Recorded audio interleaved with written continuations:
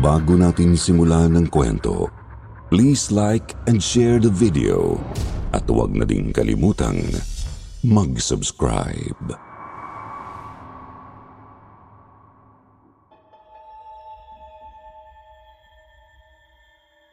Magandang araw sa inyong lahat, Sir Jupiter. Ang pangalan ko po ay Pedro. Ang dahilan kung bakit ako napasulat sa inyo ay dahil gusto kong ibahagi ang karanasang hindi ko kailanman makakalimutan. Nangyari ito noong kabataan ko pa sa Samar kung saan ako nanirahan kasama si nanay. Bago lang kami doon, Sir Jupiter, napunta kami roon dahil sa pagtakas na rin sa tatay ko na walang ibang ginawa kundi ang saktan si nanay. Ako na mismo ang isang gumawa ng paraan para makaalis kaming dalawa at mabuhay ulit ng tahimik. Doon naninirahan ang lola ko na siyang ina ni tatay. Mabuti na lang at sa amin sa kampi at tinulungan niya kaming masagip mula sa kanyang demonyong anak. Ang isa nga lang sa kinaayawan ko sa kanya ay ang paniniwala niya sa mga engkanto, kapre, usog at kung ano-ano pang klase ng pamahiin. Isang linggo ang nakalipas simula noong makarating kami doon. Nakahanap ako ng trabaho, konduktor ng bus. Excited ako noon, Sir Jupiter, lalo pat makatutulong na rin ako sa wakas kay nanay. Pagdating ng araw na yon, napapasok na ako, nagising ako ng maaga para maghanda sana, pero nauna pa sila lola at nanay sa akin. Si nanay ang nagplansya ng damit ko at si lola naman ang nagluto ng babaunin kong kanin at ulam. Nang matapos ang paghahanda, aalis na sana ako nang pigilan ako ni nanay. Ibinigay niya sa akin ang maliit na luya. Aniya, kontra-usog daw yun. Kumunot ang noo ko at sinabi ko kay nanay na hindi naman ako nagpapaniwala doon. Napakaanghang pa sa ilong ng amoy. Binara ako ni lola, sa kanya pala galing ang luyang yun na may orasyon. Sinabi niya sa akin na kailangan ko raw talaga yun dahil hindi ako taga roon. Todo naman ang pagkontra ko dahil paniguradong mangangamoy ako sa bus. Subalit binantaan ako ni lolang magagalit siya kung hindi ako sumunod sa kanyang kagustuhan. Wala akong nagawa kundi ibulsa nga ang luyang yon. Matindi talaga ang amoy, Sir Jupiter, kahit hindi binalatan. Kumapit pa nga ang amoy nito sa kamay ko. Pagdating ko sa may terminal, kaagad akong sinalubong ng driver ng bus at ng kanyang anak na si Dodong. Napansin kaagad nila ang matinding amoy na meron ako. Aba, ibang klase ata ang pabango mo, Pedro. Ano ba yan? Pangakit ng babae? Nako, iba rin ang style mo, ha? Iba ka kung kumilos, Pedro, ah. Sa inyo ba galing ang pamahiin na yan? Nagamit ang luya ay makakaakit ka ng babae. Gawin mo na rin sa susunod, nak. Para naman magkaroon ka na ng girlfriend. Hanggang ngayon wala nagkakagusto sa'yo eh. Kita mo, kung effective itong matinding amoy ni Pedro, pababaunin rin kita ng luya para naman magkaroon na ako ng sariling apo. Hatian mo ko ng luya, Pedro, kung sakaling makakakuha ka mamaya. Hindi pwedeng solohin mo yan. Walang damutan dito.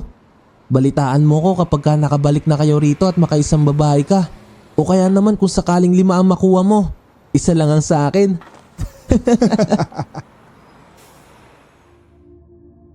Sinabayan ko na lang din ang kanilang biro pero sa totoo lang, napahiya ako sa loob-loob ko, Sir Jupiter.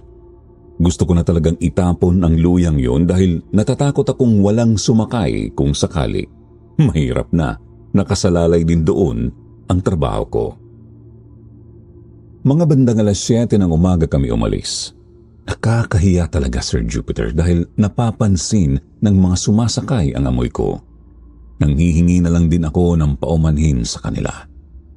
Si Manong Aloy ay palihim ang tawa sa kanyang pwesto habang nakatingin sa akin sa salamin. Hindi ko na lang din siya pinansin. Pagdating namin sa may isang kanto, isang matandang babae ang pumara. Napaka-weirdo ng kanyang itsura. Manipis ang kanyang puting buhok na hanggang lieg ang haba. Butot balat na siya. Nakasuot ng lumang damit na may mga butas. Doble-doble naman ang kanyang pantalon at walang sapin ang kanyang paa. Pansin ko pang may sugat-sugat ang kanyang kamay. Dahan-dahan siyang pumasok sa loob, subalit hindi naman siya umupo kaagad. Nang umandar ang bus, muntikan pa siyang mahulog sa may hagdan pababa, ngunit mabuti na lang at nasaluko. Malakas ang kanyang kapit sa akin at may binulong-bulong sa tenga ko. Hindi ko maintindihan ang kanyang sinabi, Sir Jupiter. Parang Latin na hindi ko maunawaan. Nanindig ang balahibo ko nang marinig siyang nagsalita, kaya naman kaagad ko siyang binitawan nang makatayo kami ng maayos. Hindi naman siya umupo, bagkus naglakad-lakad siya at isa-isang binulungan ang mga pasahero. May ilang natakot sa kanya, ang iba'y nagtaka, meron din namang natawa. Pagdating sa kabilang barangay, kaagad naman siyang bumaba. Nagbayad naman siya, kaya hindi ko masasabing baliw nga ang isang yun. Hindi ko naman pinansin noong una ang kanyang pagiging weirdo, Sir Jupiter. Pero hindi talaga mawala-wala sa akin ang kanyang mga binitiwang mga salita. Isa-isang bumaba ang mga pasahero, ngunit sa kanilang pagbaba, pansin ko ang pagsusuka nila sa gilid. Talagang halos lahat ng pasahero, Sir Jupiter, napapatakbo sa gilid para magsuka. Gustuhin ko mang magtanong, pero kaagad namang pinapaandar ni Manong Aloy ang bus, kaya hindi ako nagkakaroon ng pagkakataon. Matapos ang maghapong biyahe, nakausap ko si Manong Aloy at sinabi sa kanya ang nasaksihan ko tungkol sa matanda at sa pagsusuka ng mga pasahero. Jesus! Huwag ka na magtaka sa ganyang klaseng insidente, Pedro. Ganun talaga pag hindi sanay ang isang tao sa bus. Baka lang talaga nahilo sila sa biyahe kaya ganun. Huwag mo na masyadong isipin yon. Huwag mo ring isipin na baka dahil sa amoy mo. Hindi yun ganun. Basta, huwag kang masyadong magduda. Mabuti na rin yung nag-aalala ka sa kapwa mo. O siya, salamat Pedro. Ngayon mag-iingat ka sa pag-uwi. Tumango lang ako sa kanya bago umalis. Habang naglalakad ako, may pakiramdam akong may sumusunod sa akin. Mga bandang 6:00 pa lang naman yun. Inisip ko na lang na baka mga taong kapareho ko lang ng daanan ang nararamdaman kong sumusunod sa akin. Pilit kong ibinabaon ang tungkol sa matandang iyon, Sir Jupiter. Subalit ng pagliko ko sa kanto, nakita ko nga ang matandang kanina'y sumakay ng bus. Hinarap ko siya at tinanong kung ano ang kanyang pakay. Subalit hindi naman siya nagsalita. Pinandilatan niya lang ako na parabang may gustong sabihin pero hindi niya alam kung paano magsisimula. Hinayaan ko na lang siya at naglakad ako ng mas mabilis pero sadyang nasusundan niya ako. Nangilabot na ako, Sir Jupiter. Gusto ko siyang murahin o ano pero alam kong hindi na yon maganda. Nang makarating ako sa bahay, ramdam na ramdam ko pa rin siya sa likuran ko, kaya naman tinawag ko kaagad si nanay at nagkunwaring nagtanong kung meron bang ulam. Lumabas naman si nanay. Napansin kong wala naman siyang nakitang kung ano sa likod ko. Pagtingin ko sa dinaanan ko, wala na nga ang matanda. Napahinga ako ng maluwag saka pumasok sa bahay. Hindi ako nagkwento sa kanila tungkol sa nangyari. Hindi ko alam kung paano magsisimula at kung paniniwalaan ko ba ang tungkol sa luyang yon. Sa pag-iisip ko tungkol doon, Sir Jupiter, hindi ako nakatulog ng maayos. Kinabukasan, maaga rin akong nagpunta sa terminal. Wala pa nga ang bus nang dumating ako.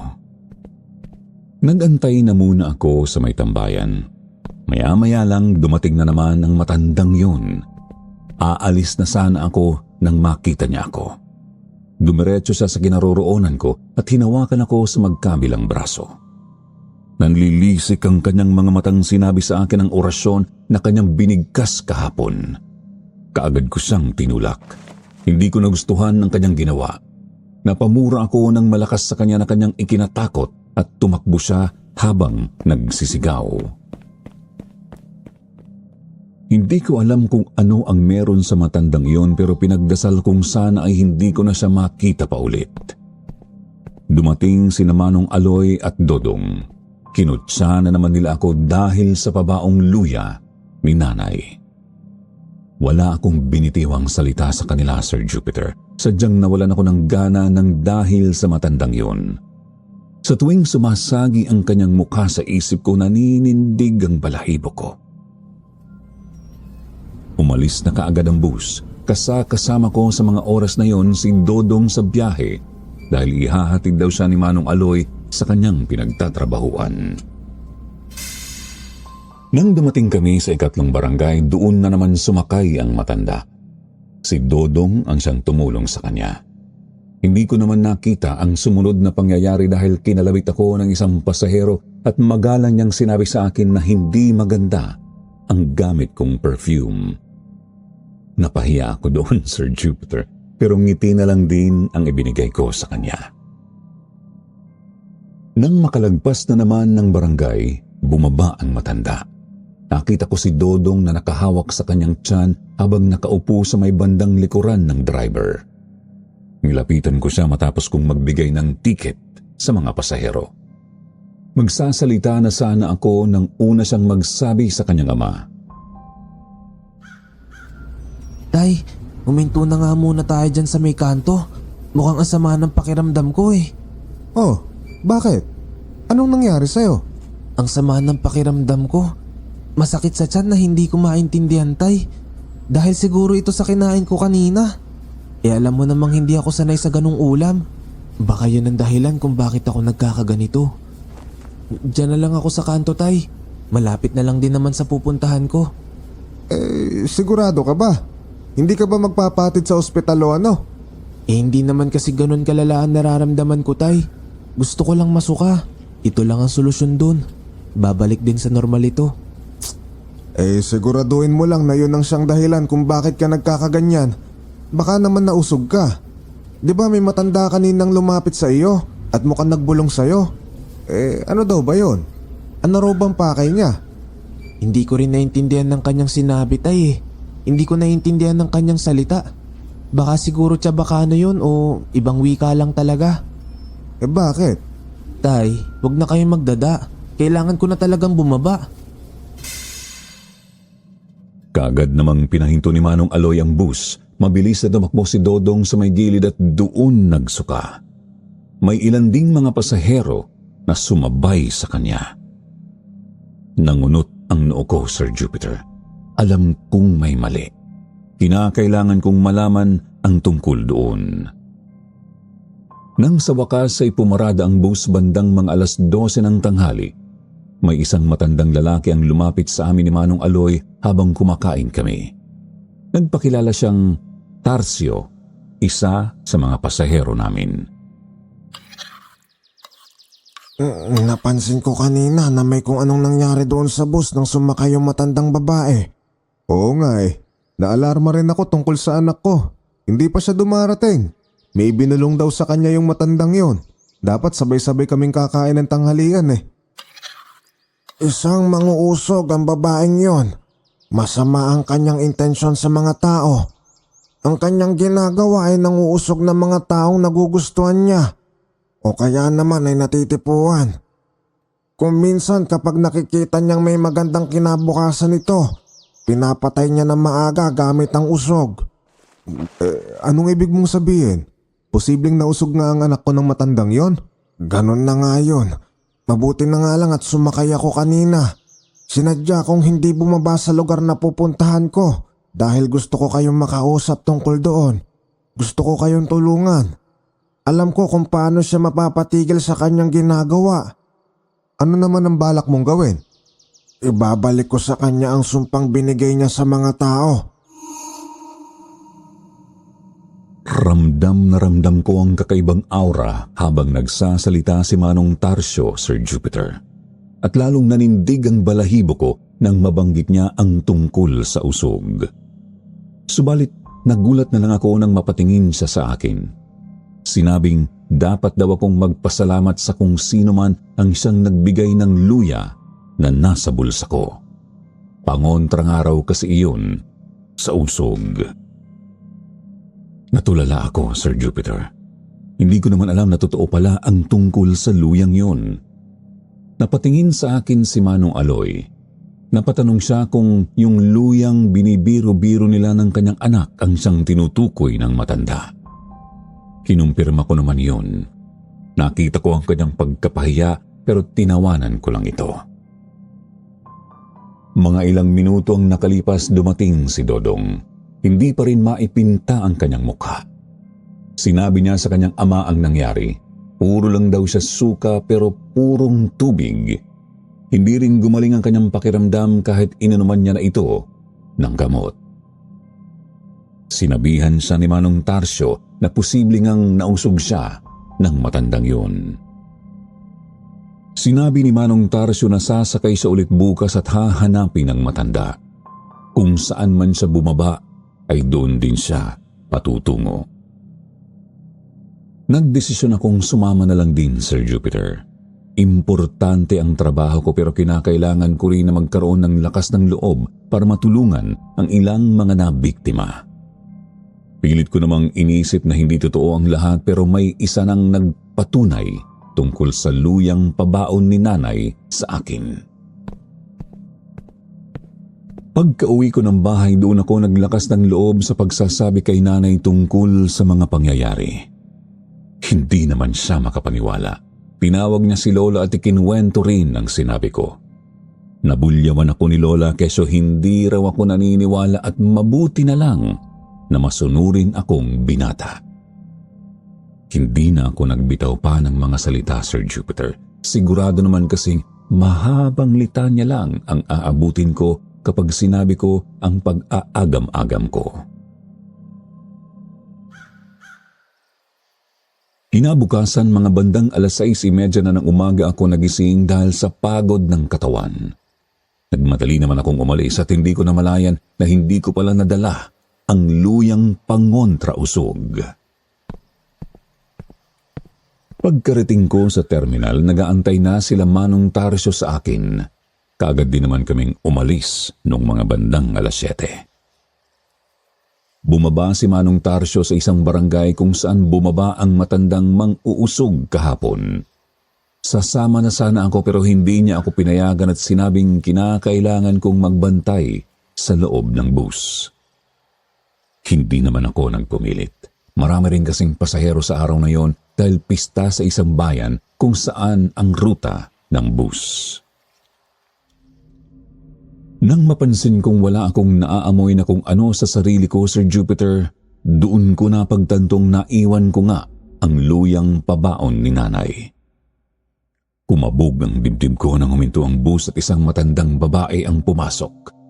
Hindi ko alam kung bakit pa pinapasok iyon ni Manong Aloy, gayong alam niyang may ginagawa ang matandang iyon sa mga pasahero. O baka lang talagang hindi niya namukhaan. Nang magsimula na namang mang-usog ang matandang yon, naggalit ako. Sumigaw ako kay Manong Aloy na ihinto ang sasakyan dahil kinakailangang makababa ng matandang yun.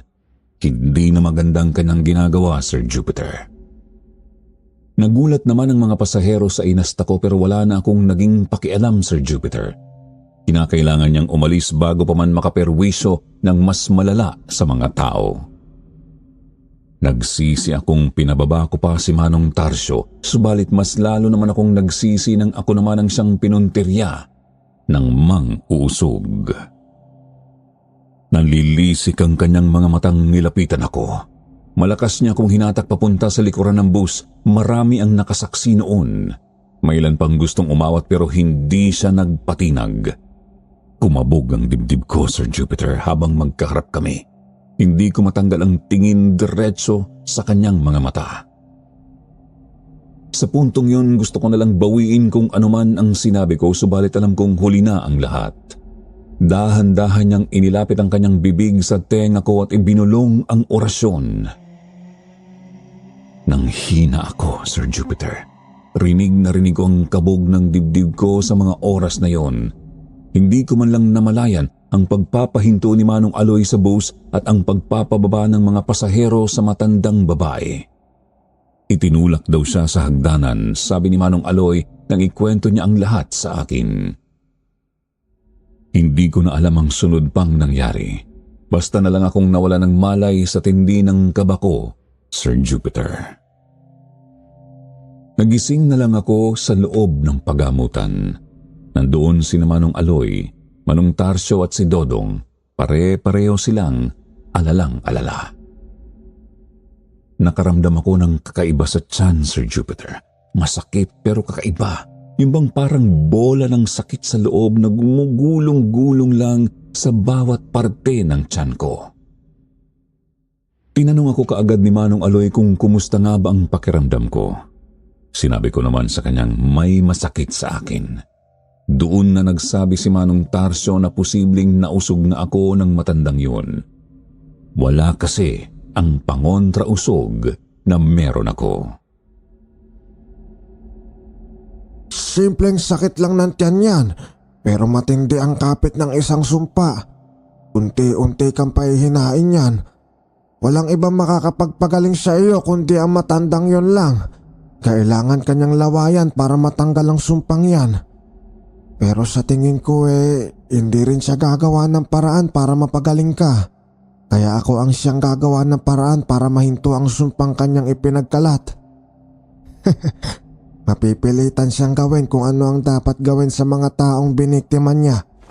Pero hindi naman siguro ganun kadali ang gagawin mo Paano na lang kung lumala pa ito? Ito ngang si Dodong biktima rin Hanggang ngayon masakit pa rin daw ang kanyang tiyan. Manong Tarsyo, paano na lang kung sakaling hindi tumalabang gagawin nyo? Lalala po ba ang pangyayari? Iyan din ang kinatatakutan ko, Dodong. Kaya kailangan na matinding pag-iingat. Hindi ako pwede magkamali sa ganitong sitwasyon dahil buhay ninyo ang kapalit. Ikaw na ang siyang bahala. Kung kinakailangan mo ng tulong namin, magbibigay kami ng tulong hanggang sa aming makakaya. Wala kaming alam pero makatutulong din naman kami kahit papaano. Naputol ang usapan nang pumasok ang isang nurse. Tinanong ito kung ano ba ang pakiramdam ko. Sinabi ko naman sa kanya ang tungkol sa pagsakit ng tiyan ko. Sinuri niya ako ng panandalian bago umalis. Alam ko namang walang magiging epekto ang gamot na ibibigay pero inantay pa rin namin. Nang sa wakas ay maibigay ito, lumabas na kami, Sir Jupiter. Pero natigilan ako nang makita ang matanda sa tapat ng pagamutan. Nanlilisik ang mga mata nito sa akin. Kaagad ko namang sinabi kay Manong Tarsyo ang tungkol sa mang-uusog pero matapos dumaan ang isang bus, biglaan na lang siyang naglaho. Hindi talaga ako pwedeng magkamali, Sir Jupiter. Kitang-kita ko talaga siya sa tapat at sa mismong pwestong yun. Sinabi ni Manong Aloy na mas mabuti kung uuwi na lang din ako at magpapahinga. Hindi niya naman daw sasabihin sa opisina na maaga akong umuwi. Ayaw naman daw niyang makaltasan ng sweldo ko dahil alam niyang kailangan ko yung gamitin kung sakali mang lumala pa ang sitwasyon. Tumango na lang ako sa kanya. Yun nga lang ang akala kong hindi lalalang sakit ng tiyan ko, Sir Jupiter, ay dumoble pa noong pagka-uwi ko. Halos hindi na ako makagalaw at napaupo na lang sa balkonahe namin sa tindi ng sakit. Mabuti na lang at saktong lumabas si Lola. Nang makita niya ako, nataranta siya. Kaagad niyang tinawag si nanay at nagtulungan silang dalawang maipasok ako. Ipinaliwanag ko naman sa kanila ang buong pangyayari. Doon na naman ako pinuno ng sermon ni nanay. Kung ano-ano na ang kanyang sinabi sa akin, si Lola naman ay napatingin na lang sa kanya at sinaway ito. Kinakailangan ko kasi ng pahinga. Kaya't hindi na muna ako dapat pinagsasalitaan ng kung ano para naman maging malinaw ang pag-iisip ko. Ayaw naman na sanang tumigil ni nanay at sinabi pa nitong nag-aalala lang siya sa akin. Pero kapag si Lola na ang magsalita, alam niyang kinakailangan niya nang tumigil. Nakatulog naman ako, Sir Jupiter. Kahit papano ay umepekto naman ang gamot na ininom ko. Subalit hindi naman yon nagtagal. Matapos kong makapikit ng halos 5 segundo, nandun na naman ang matinding sakit. Napasigaw na ako dahil pakiramdam ko may apoy na nagliyab sa loob ng tiyan ko. Sinusunog ang bawat parte ng katawan ko. Hindi ko na maintindihan ang pakiramdam, Sir Jupiter. Gusto ko nang magpadala sa paggamutan ulit pero alam kong wala silang magagawa. Si Lola ang siyang gumawa ng paraan. Kung ano-ano ang kanyang kinuhang dahon para maibsan ang sakit na nararamdaman ko pero wala talaga. Kinakailangan daw kasi talagang ang siyang nag-usog ang gagamot din sa akin. Hindi na ako nakapagpahinga ng maayos, Sir Jupiter. Kada pagpikit ko rin nakikita ko ang mukha ng matandang mang-uusog. Naririnig ko ang kanyang nakakikilabot na bungis-ngis at higit sa lahat, ang nakatatakot niyang mukha. Nagmakaawa ako sa kanya, natantanan niya na ang kanyang ginagawa sa akin pero hindi siya nakikinig. Sinabi niya sa aking isang leksyon ang siyang matututunan ko sa kanyang ginawa. Mas lalo naman akong nagalit sa kanya, Sir Jupiter. Walang kung anong aral ang makukuha sa kanyang ginawa. Subalit imbis na makipagsagutan sa kanya, pinili ko na lang manahimik. Nang magising ako ng mga bandang 3:00, nakita ko si nanay na dumaan sa may pintuan ng kwarto ko. Nakalimutan ko pala itong isara. Bumangon naman ako. Hindi naman na ganun katindi ang pakiramdam ko sa tiyan, bagamat medyo masakit pa rin. Ramdam ko pa rin gumugulong-gulong ang tila bola ng apoy sa loob-loob ko. Tinawag ko si nanay bago bumaba ng higaan at nakita ko ang kanyang anino na tumigil. Hindi kalayuan sa pintuan. Dali-dali naman akong bumaba. Todo ang pagkukwento ko sa kanya tungkol sa nararamdaman ko pero hindi naman siya umimik. Pagkalabas ko ng kwarto, nangunot ang noo ko nang makitang walang tao. Pero andun pa rin ang aninong yun. Ang liwanag ay nanggagaling kasi sa labas na ilaw, Sir Jupiter, at tumatama ito sa may bandang dingding katapat ng kwarto ko dahil may siwang ang bahaging pader sa taas paloob ng bahay.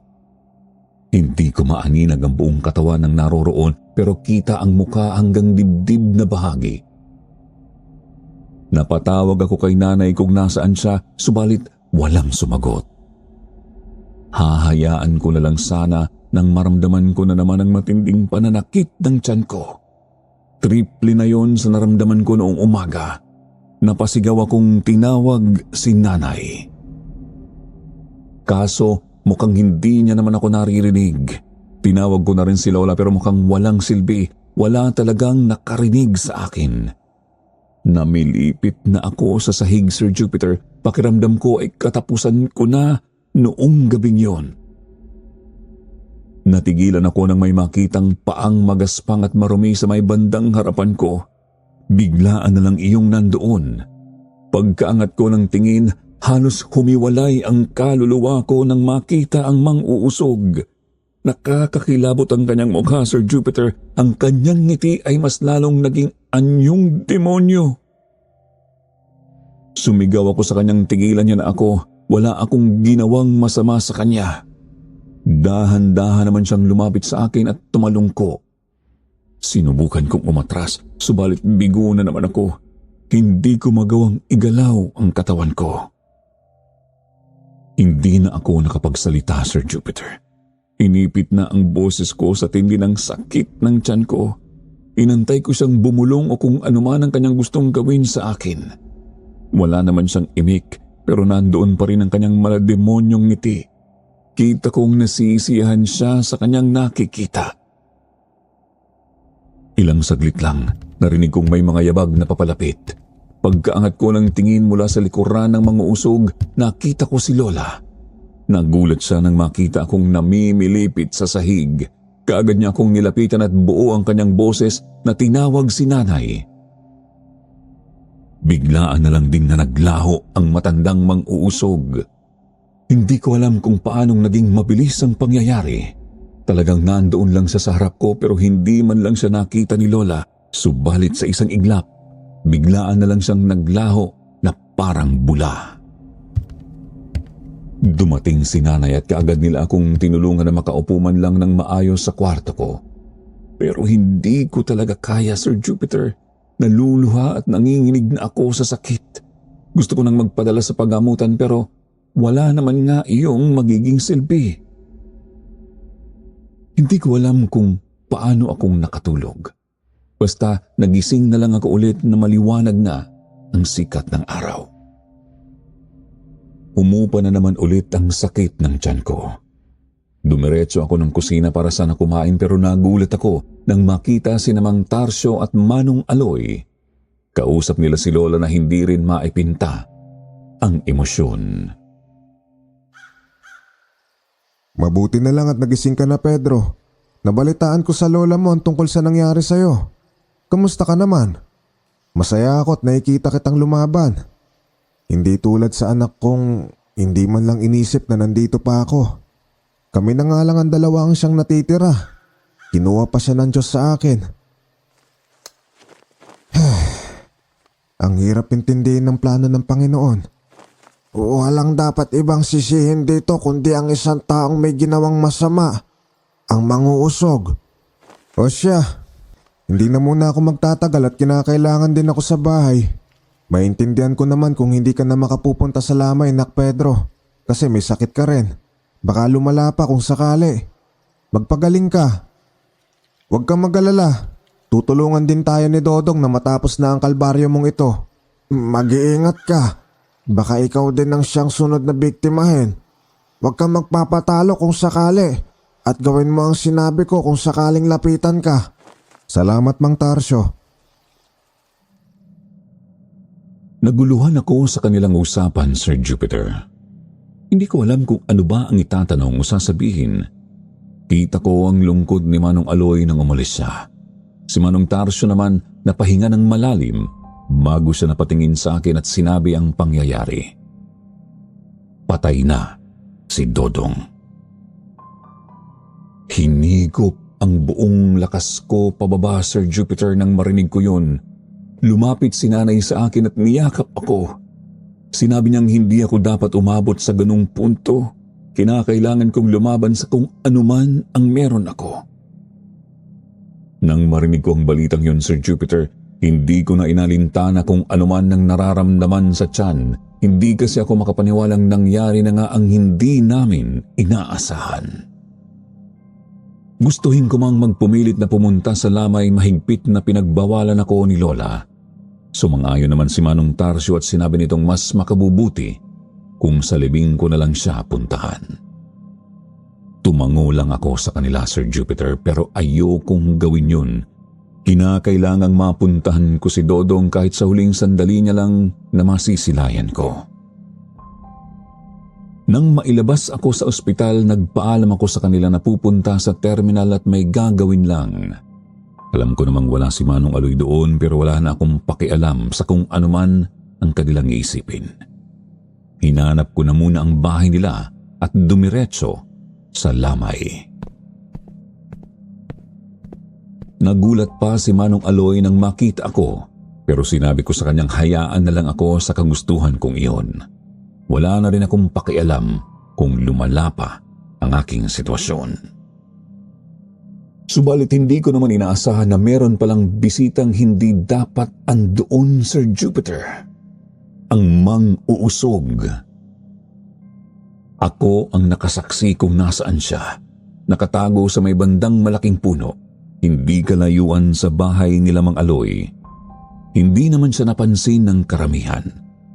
Nang makita ako ng mang-uusog, bumungis-ngis siya. Nakaramdam na naman ako ng sakit sa tiyan na parabang pilit na binubunot ang bawat laman sa loob ko. Napasigaw ako ng malakas na sadyang nagpakuha ng atensyon ng karamihan sa mga naroroon.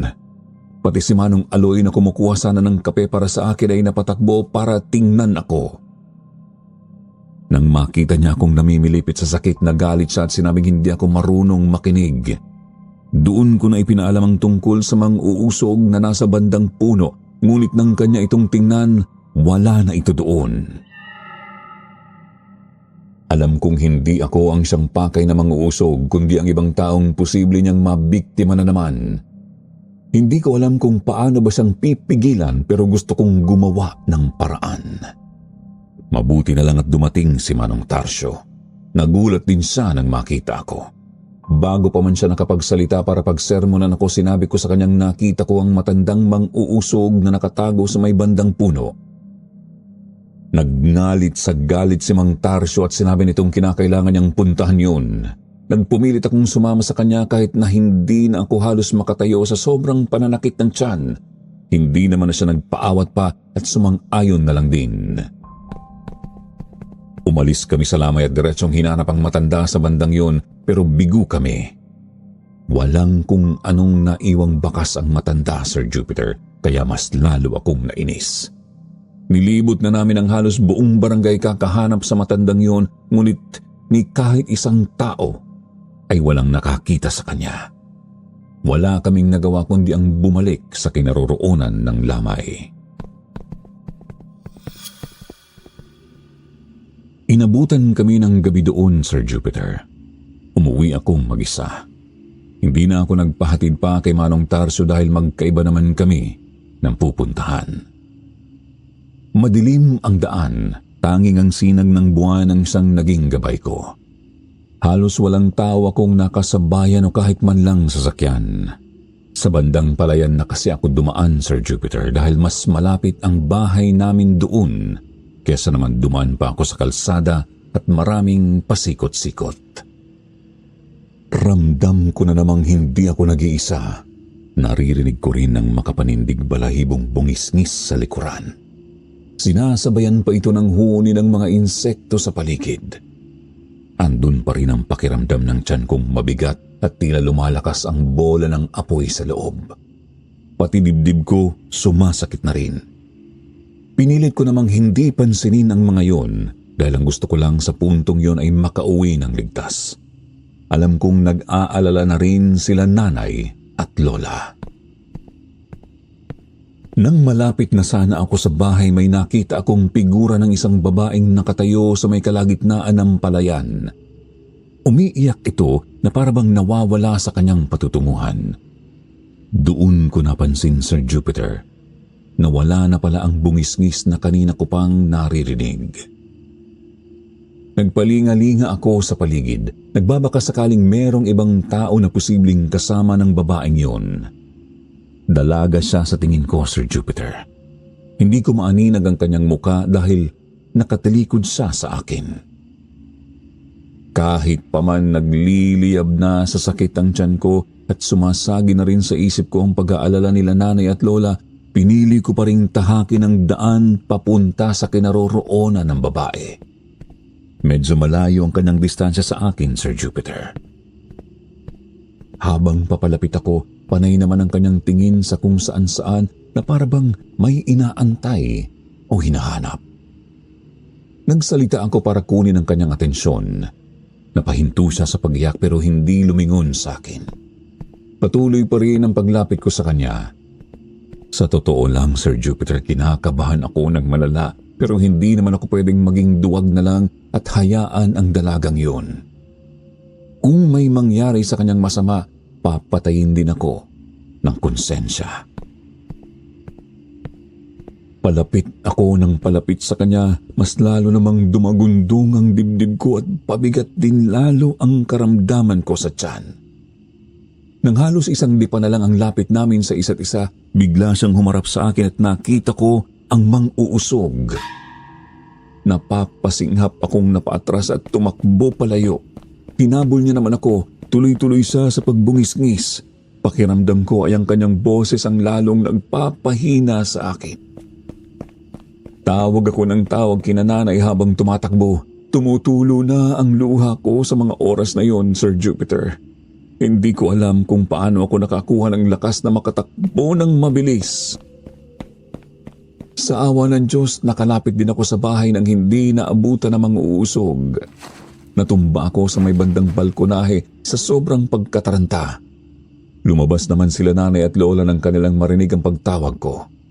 Nanginginig ang buo kong katawan na napatingin sa paligid. desperadong mahanap ang manguusog, subalit wala akong nahagilap na ibang tao doon. Sinampal ako ni nanay nang kanya akong malapitan. Napasigaw si Lola nang gawin niya yun pero wala siyang naging pakialam. Sinermonan ako ng malala ni nanay. Pinuntahan niya pala ako sa terminal kung saan ako nagtatrabaho para ibigay sana ang baon ko, subalit nalaman niyang hindi ako nagpunta doon. Tinanggap ko na lang din ng kanyang paninermon. Si Lola ang siyang tumulong sa akin para makapasok sa loob. Naupo kami pareho sa may bintana. Kinausap ako ni Lola ng mahinahon habang nakatingin lang si nanay sa akin.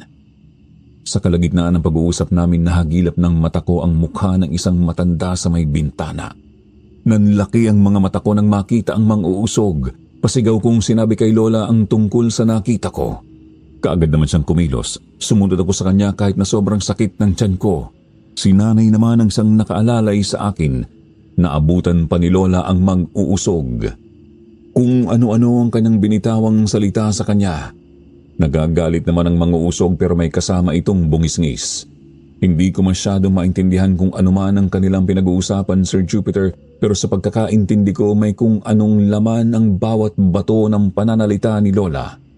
Subalit ilang saglit lang, binitiwan niya ito at takot na takot itong nagtatakbo.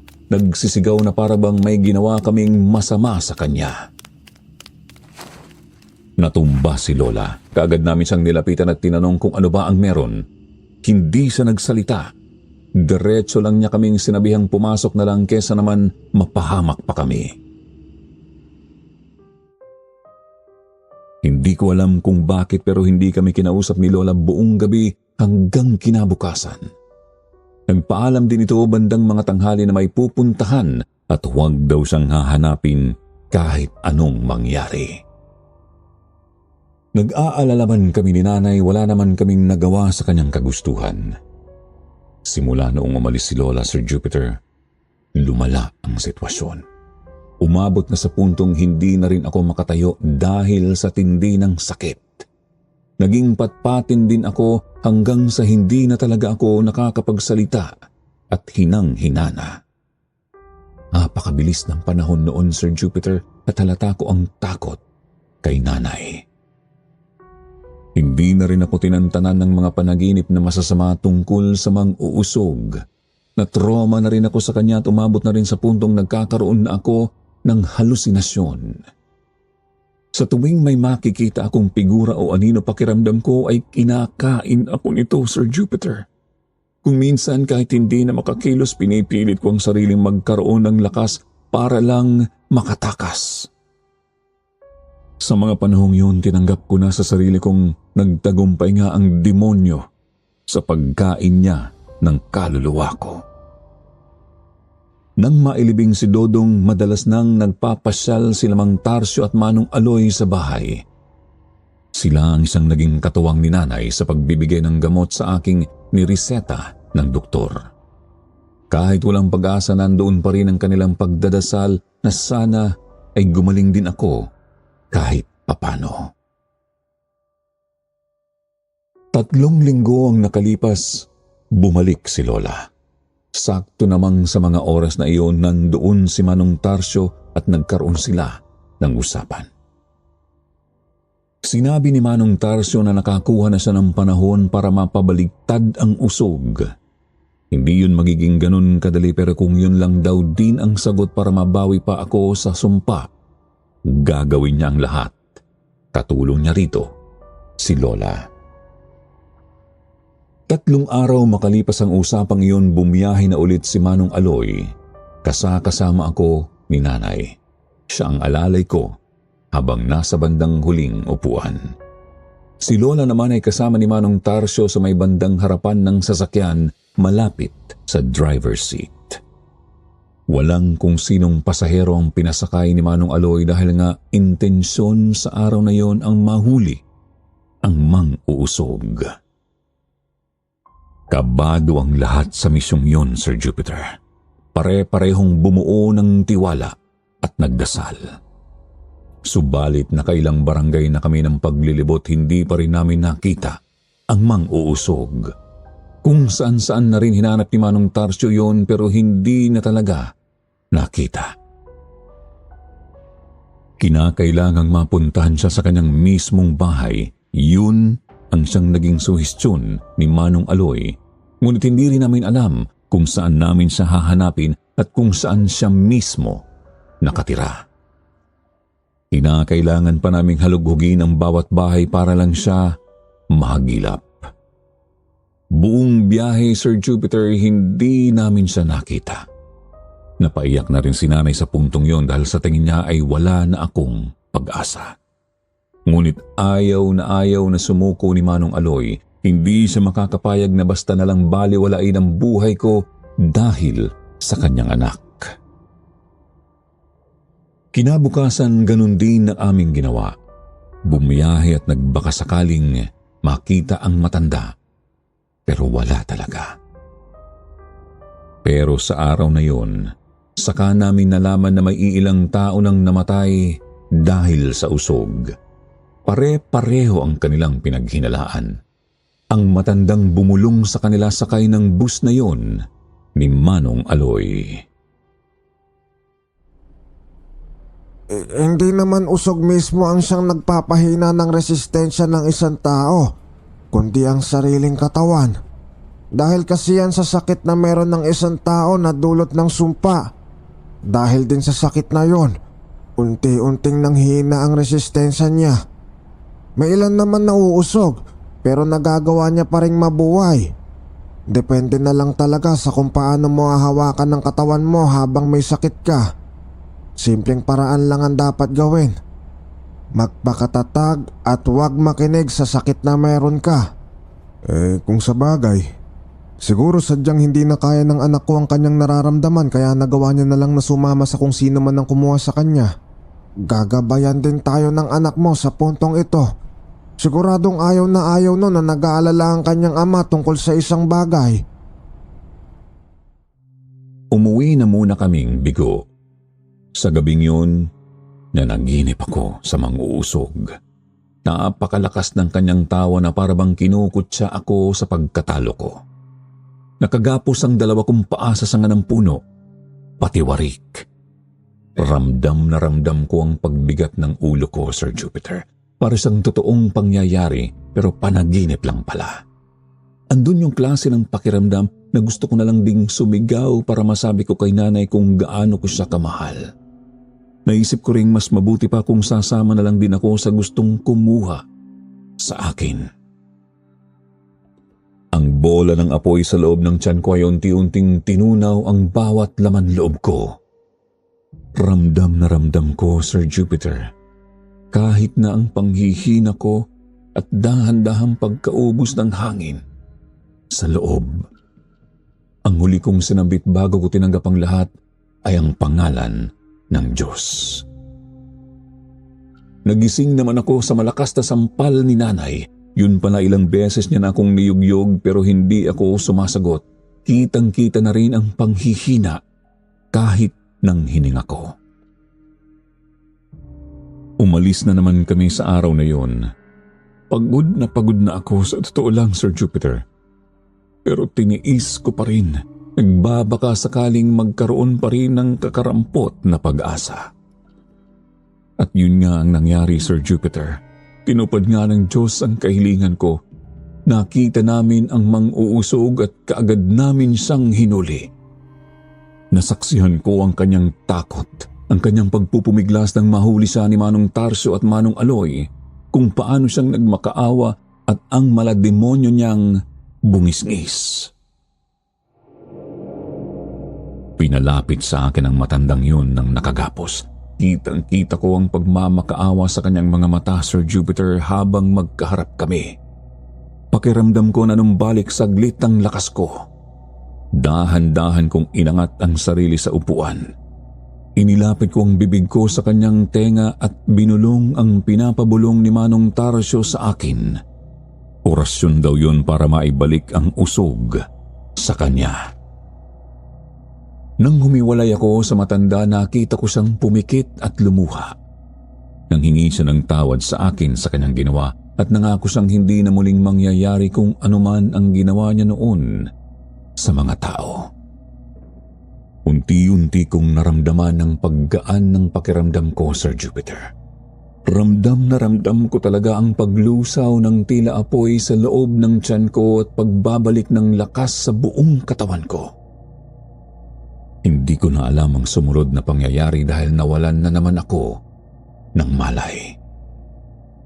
Basta pagkagising ko naging mabuti na ang pakiramdam ko at wala na rin ang matanda.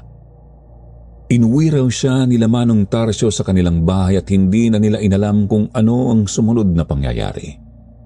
Posibleng magkaroon daw ng epekto sa kanya ang pagbabalik ng sumpa. Makalipas ang ilang buwan, Sir Jupiter, tuluyang nanumbalik ang katawan ko. Nagawa ko na ulit ang mga bagay na nahinto dahil sa pagkasakit ko. Bumalik na rin ako sa pagtrabaho kay Manong Aloy. Kahit papaano, nakabawi na rin siya at unti-unting nakalimot sa masakit na pangyayari sa kanyang buhay. Ang pagkawala ni Dodong. Hindi ko naman na inihiwalay pa ang luyang pabaon ni nanay magmula noon. Subalit nang magpasya akong lumuwas ng ibang bansa, iniwan ko na yon kay Manong Aloy para magsilbing proteksyon niya sa mga taong hindi dapat pagkatiwalaan. Matapos ang ilang taon, nabalitaan ko na lang na namaalam na si Manong Tarsio at Manong Aloy. Pareho silang namatay dahil sa katandaan. Masakit man pero tinanggap ko na lang din ang lahat. Alam ko naman ding may katapusan ang lahat eh. Masaya na rin ako dahil alam kong magkasama na ang mag-ama sa kung nasaan man sila ngayon. Sumunod naman din si Lola. Umuwi ako ng Pilipinas dahil wala nang kasama si nanay. Umalis kami ng Samar at pumunta ng Maynila. Doon ko na nakilala ang napangasawa ko at nagkaroon kami ng 3 anak. Kung minsan kailangan nating makinig sa kung anuman ang sasabihin ng matatanda sa atin dahil para lang din yun sa ating kaligtasan. Kung hindi ako nakinig kay nanay noon, Sir Jupiter, at hinayaan ko lang ang banta ni Lola, marahil sa unang araw pa lang, nadali na ako at baka wala ang liham na ito sa inyong channel. Maraming salamat po sa pagbabasa ng aking kwento. Mabuhay kayong lahat.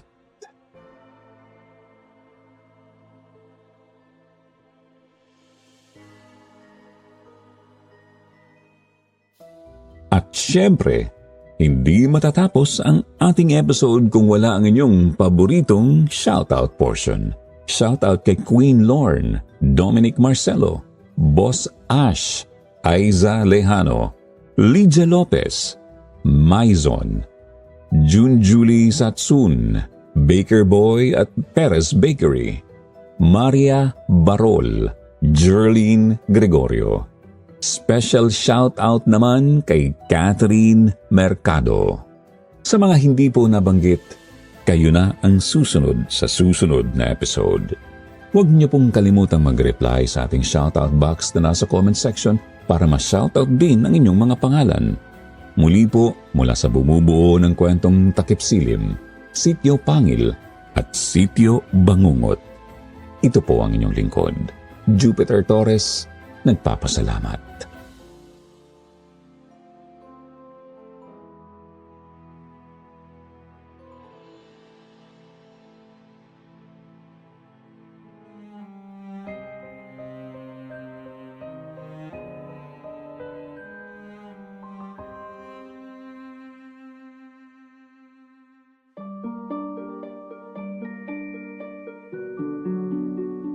Hardin ng Karma.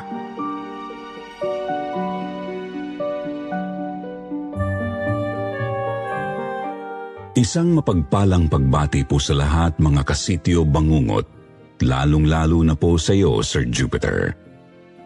Mahigit 2 buwan na rin mula ng unang beses akong makinig sa inyong channel at simula nun ay naging pampalipas oras ko na ito. Sa totoo lang ay tuwang-tuwa ako nang madiskubre ko ang channel nyo, lalo na nang makapakinig ako ng mga kwentong halos katulad ng naranasan noon ng aming pamilya. Ako nga po pala si Sally, isang public school teacher na tubong Aurora.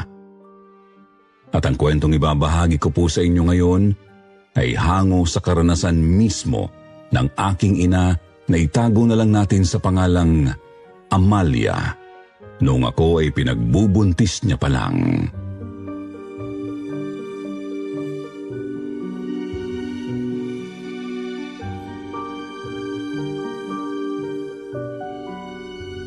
August 2, 1968. Isang malakas at talagang makapaminsalang lindol ang tumama noon sa aming lugar na naging dahilan ng pagpanaw ng maraming tao. Kabilang na po ang aking ama. Lilinawin ko lang pong hindi naging direktang biktima ng lindol ang mga magulang ko noon. Pero base sa kwento ni nanay, ito raw ang naging dahilan kung bakit inatake sa puso ang tatay ko. Dahil daw po kasi sa pinsalang na idulot ng lindol na binansagan pang kasiguran earthquake, nasira ang ilan sa mga negosyo nilang mag-asawa na talagang ikinasama ng loob ni tatay. At dahil doon ay nangyari ang hindi inaasahan niyang pagpanaw.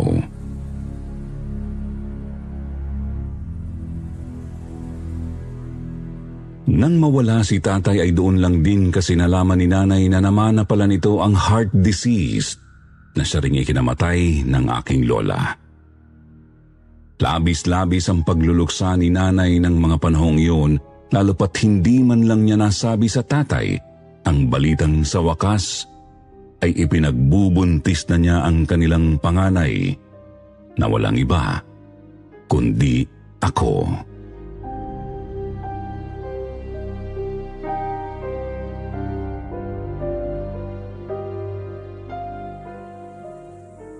Sa kabila ng matinding pagluluksa ni nanay noon, dumating ang ilan sa mga malalayong kamag-anak ni tatay. At noon din ay nagsimula sila ng gulo. Hindi raw kasi nila gustong mapunta kay nanay ang lahat ng ari-arian at kayamanan ng pamilya nila. Lalo pat si nanay po ay dating katiwala lang ng kanilang angkan. Si tatay po kasi ay anak ng isang mayamang negosyante na noon ay kilala sa lugar nila. Si Lola Conchita, hindi niya tunay na pangalan. Hindi naman po mayaman ang angkang kinalakihan ni Lola Conchita. Pero dahil sa talino, sipag at pagiging madiskarte niya ay umangat siya sa buhay. Pero simula po noon ay kinainggitan siya ng iba nilang kamag-anak. Marami daw po ang nagka-interes sa pera ni Lola Conchita. Lalong-lalo na ang pinsan niyang si Dolores na nang pumanaw po si tatay ay pinangunahan ang pagsugod nila sa nanay ko.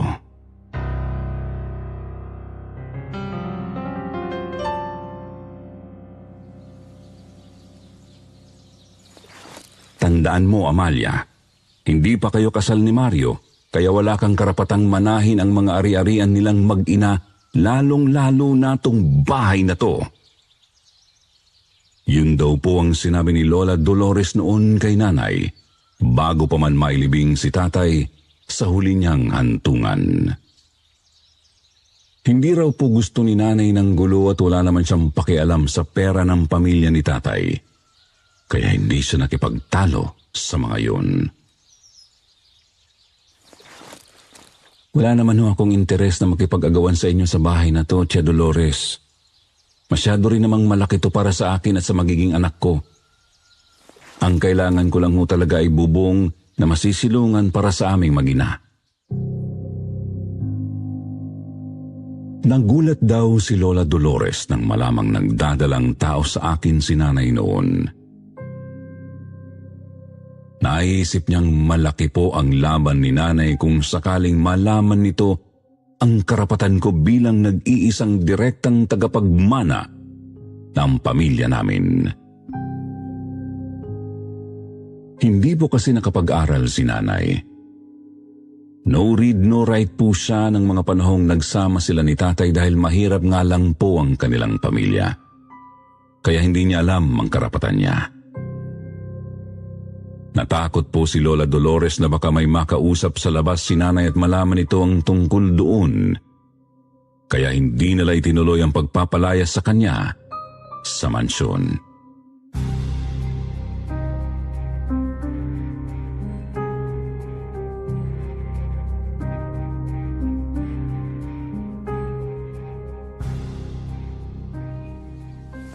Sige, para sa bata hahayaan kitang dumito sa mansyon na to sa kondisyong maninilbihan ka ulit dito bilang katulong.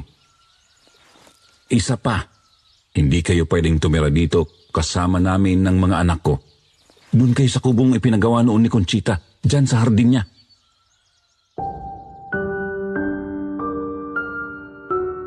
Wala namang choice noon ang nanay ko kundi ang pumayag na lang sa kondisyon ni Lola Dolores. Tulad po ng napagkasunduan nila ay doon sa tumira sa kubong nasa dulo ng malaking hardin ni Lola Conchita. Ang sabi po kasi sa akin ni nanay ay mahilig daw talaga ang lola sa halaman. Kaya bukod po doon sa malaking mango farm nito na halos kadikit lang ng ginatatayuan ng mansyon, ay mayroon din po itong malaking garden na napakaraming bulalaan niya. Pareho po kasi silang mahilig magtanim dahil na rin siguro magsasaka ang mga magulang ni nanay.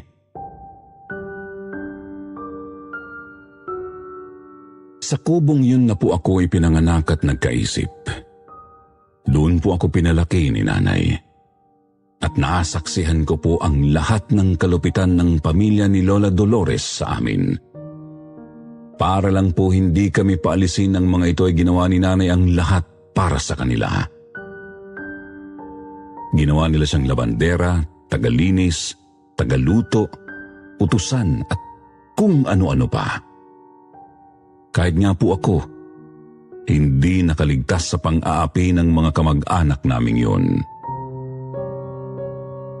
Pero kahit na ganun, kahit kailan po ay hindi pinabayaan ni nanay ang hardin ni Lola Conchita na pinanatili niya pa ring buhay at maganda hanggang sa paglaki. Edad na 7 taon, doon na po nagsimulang magkaroon ng pagbabago sa buhay namin. Yun po ay mula nang magpasya ang panganay na anak ni Lola Dolores na si Tiang Melba na iparenovate ang bahay at ipatanggal po ang malaking hardin ni Lola Conchita para daw sakupin at mas palakihin pa ang mansyon. Tandang-tanda ko pa ang mga nangyari ng araw na yun.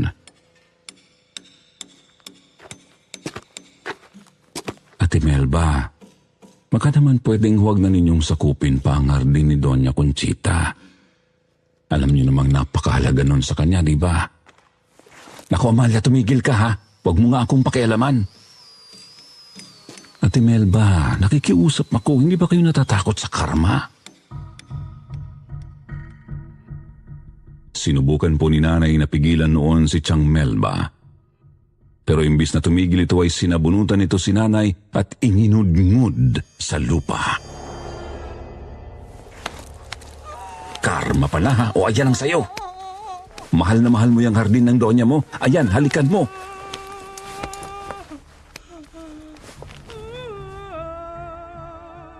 Eksakto namang lumabas ako ng bahay noon para sana magdilig ng mga bulaklak. Kaya kitang-kita ko ang ginagawa ni Tiang Melba kay nanay. Sa murang edad ko noon, Sir Jupiter, ay nakaramdam ako ng matinding galit para sa tiyahin ko. Kaya naman sumugod ako sa kanya at kinagat ko ng mariing-mariin ang braso niya. Dahil doon ay napahiyaw po ng malakas si Tiang Melba at walang pagdadalawang isip na itinulak